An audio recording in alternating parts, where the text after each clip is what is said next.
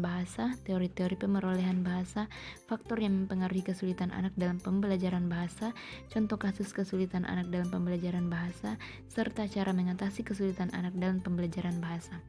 Yang pertama, pemerolehan bahasa. Pemerolehan bahasa adalah proses manusia mendapatkan kemampuan untuk menangkap, menghasilkan, dan menggunakan kata untuk pemahaman komunikasi. Pendapat Kiparsky dalam Tarigan 1918 mengatakan bahwa pemerolehan bahasa adalah suatu proses yang digunakan oleh anak-anak untuk menyesuaikan serangkaian hipotesis dengan ucapan orang tua sampai dapat memilih kaidah tata bahasa yang baik dan paling sederhana dari bahasa yang bersangkutan. Yang kedua yaitu pembelajaran bahasa. Pembelajaran bahasa adalah suatu proses perjalanan panjang yang dilalui oleh setiap siswa dalam mempelajari bahasa. Adapun kompetensi dalam pembelajaran bahasa meliputi menyimak, berbicara, membaca, dan menulis. Pembelajaran bahasa diarahkan untuk meningkatkan kemampuan pembelajar dalam berkomunikasi baik lisan maupun tulis. Yang ketiga yaitu teori-teori pemerolehan bahasa. Yang pertama, teori behaviorisme. Teori behaviorisme menyoroti perilaku kebahasaan yang dapat diamati langsung dan hubungan antara perangsangan stimulus dan reaksi atau respon. Perilaku bahasa yang efektif adalah membuat reaksi yang tepat terhadap rangsangan. Yang kedua yaitu teori nativisme. Menurut Chomsky, bahasa hanya dapat dikuasai oleh manusia. Menurutnya, binatang tidak mungkin dapat menguasai bahasa manusia. Pendapat Chomsky didasarkan pada asumsi bahwa berbahasa adalah sesuatu yang diturunkan atau genetik. Yang ketiga, teori kognitivisme. Munculnya teori ini dipelopori oleh Jean Piaget 1954 yang mengatakan bahwa bahasa itu adalah salah satu di antara kemampuan yang berasal dari kematangan kognitif. Jadi, urutan-urutan perkembangan kognitif menentukan urutan perkembangan bahasa. Yang keempat yaitu teori interaksionisme. Teori ini beranggapan bahwa pemerolehan bahasa merupakan hasil interaksi antara kemampuan mental pembelajaran dan lingkungan bahasa. Hal ini dibuktikan oleh berbagai penemuan seperti yang telah ditemukan oleh Howard Gardner. Dia mengatakan bahwa sejak lahir anak telah dibekali berbagai kecerdasan. Salah satu kecerdasan yang dimaksud adalah kecerdasan berbahasa. Akan tetapi, yang tidak dapat dilupakan adalah lingkungan. Lingkungan juga faktor yang mempengaruhi kemampuan berbahasa anak. Yang keempat yaitu faktor yang mempengaruhi kesulitan anak dalam pembelajaran bahasa. Faktor yang pertama yaitu faktor alamiah. Setiap anak lahir dengan seperangkat prosedur atau aturan bahasa yang dinamakan oleh Chomsky Language Acquisition Device. Language Acquisition Device (LAD).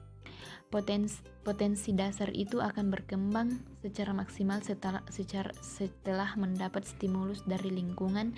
Proses pemerolehan meliputi piranti ini sifatnya alamiah. Yang kedua itu faktor biologis. Chomsky 1995 dalam Sandtok 1994 menyebut potensi yang terkandung dalam perangkat biologis anak dengan istilah piranti pemerolehan bahasa. Dengan piranti itu, anak akan menercap sistem suatu bahasa. Yang ketiga itu faktor latar belakang sosial. Mencakup struktur keluarga, afiliasi kelompok, dan lingkungan budaya sosial, memungkinkan terjadi perbedaan serius dalam pemerolehan bahasa anak. Faktor yang keempat, faktor inteligensi. Inteligensi adalah kemampuan anak dalam berpikir atau bernalar. Faktor yang kelima itu faktor motivasi. Benson 1988 menyatakan bahwa kekuatan motivasi dapat menjelaskan mengapa seorang anak yang normal sukses mempelajari bahasa ibunya. Sumber motivasi itu ada dua, yaitu berasal dari dalam dan dari luar diri anak. Bagian yang kelima yaitu contoh kasus kesulitan anak dalam pembelajaran bahasa. Nah, di kelas rendah sering ditemui beberapa kesulitan belajar peserta didik, khususnya mata pelajaran bahasa Indonesia. Terkadang permasalahan yang sering ditemui adalah kesulitan anak untuk mengenali huruf karena biasanya mereka lebih suka menghafal. Nah, cara mengatasi kesulitan anak dalam pembelajaran bahasa ini ada 4 cara yang sering dilakukan oleh guru, yaitu yang bisa dilakukan oleh guru. Yang pertama, mengidentifikasi masalah penyebab kesulitan belajar anak. Yang kedua, memadukan berbagai model dan metode pembelajaran. Yang ketiga, memperlihatkan komposisi huruf dalam kosakata. Dan yang keempat, memperhatikan bentuk konkret seperti sebagai interpretasi huruf. Lingkungan anak harus diperhatikan terlebih lagi seperti teman-teman yang berbahasa kurang baik.